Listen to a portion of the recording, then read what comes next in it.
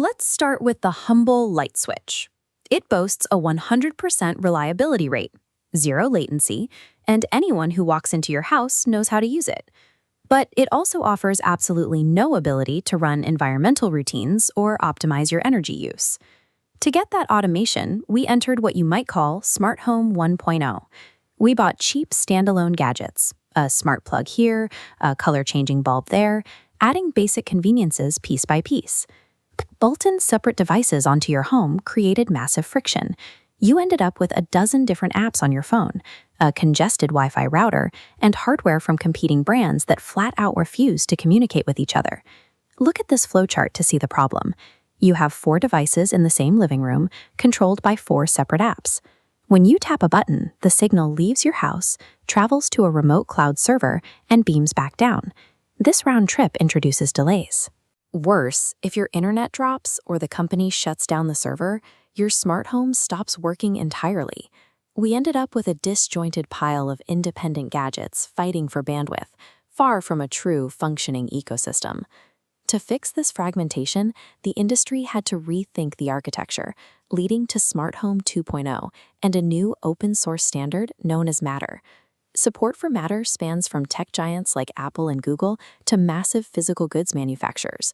Look at this IKEA store. By adopting this standard, furniture makers ensure their hardware natively speaks the same digital language as your smartphone. The shift here is structural. You are moving away from buying isolated novelties and toward architecting a unified IT infrastructure for your living space. But that brings up a difficult choice. Is it worth the cost and the headache to rip out your existing setup and build a Matter-based network from scratch? Choosing between traditional wiring, legacy gadgets, or a Matter network dictates the architectural foundation of your home for the next decade. Let's evaluate these options using a comparison matrix, scoring traditional, legacy smart, and unified smart across reliability, setup friction, interoperability, and automation power. Starting with traditional, you get 0 setup friction and perfect reliability, but the trade-off is steep: 0 interoperability and 0 automation power. Next, we look at the legacy smart setup, relying on standard Wi-Fi and standalone Bluetooth. Connecting dozens of cheap IoT devices directly to your standard home router creates immense bandwidth congestion, slowing down your laptops and streaming devices. It also introduces a serious security vulnerability. You are exposing your primary home network to cheap third-party devices that rarely receive security patches. Then there's vendor lock-in. If the parent company decides to shut down the cloud server supporting your specific bulb or plug, that hardware instantly becomes a useless brick in your wall. On a daily basis, this translates to dropped signals, constant repairing of devices, and automation routines that completely fail the second your internet drops. So, filling out our matrix, Legacy Smart introduces high setup friction, suffers from poor reliability, and actively blocks cross-brand interoperability. With this path, you sacrifice network security and long-term reliability in exchange for cheap, isolated conveniences. That brings us to the final column, the unified network, powered by Matter and operating on an IPv6 protocol called Thread. Instead of devices fighting for space on your Wi-Fi router, the right shows a Thread mesh network. Devices connect directly to each other in a web. Because Matter prioritizes local processing, signals bounce instantly between devices without a cloud round trip, keeping routines running locally. This finally enables cross-brand interoperability. Your Apple HomePod, Samsung refrigerator, and Google thermostat can trigger each other within a single local routine. But setting this up has strict hardware requirements.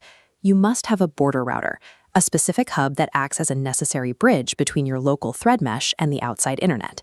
It also carries a high upfront cost. To get these benefits, you have to specifically purchase Matter-certified hardware, which usually means replacing your older gadgets. And right now, the standard is still maturing.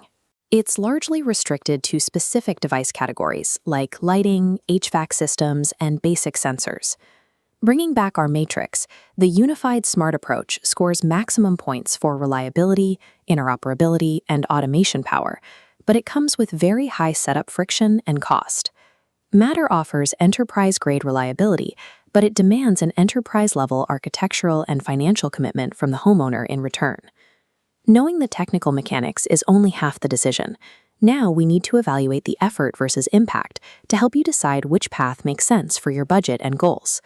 We map this on a simple quadrant chart: budget and effort level on the bottom axis against desire for automation on the vertical. First, the security skeptic. If you prioritize absolute privacy and zero troubleshooting, you belong in this bottom left quadrant. Stick with traditional. For the skeptic, adding a smart plug just for the novelty of voice control will introduce security risks and maintenance headaches that far outweigh the convenience. Next is the pragmatic beginner. If you just want a single smart speaker and a couple of automated light bulbs without spending a fortune, you land here. A single brand Wi-Fi or Bluetooth setup is perfectly fine. You save money today, but you must accept that if you try to expand this later, you will run straight into the wall of app clutter and network congestion. Finally, we have the ecosystem optimizer. If you are building a smart home from scratch and want robust environmental routines, you belong in the top right quadrant, using a Matter and Thread infrastructure. For optimizers, the recommendation is strict. Completely ignore legacy Wi-Fi gadgets and only purchase hardware that is officially Matter certified.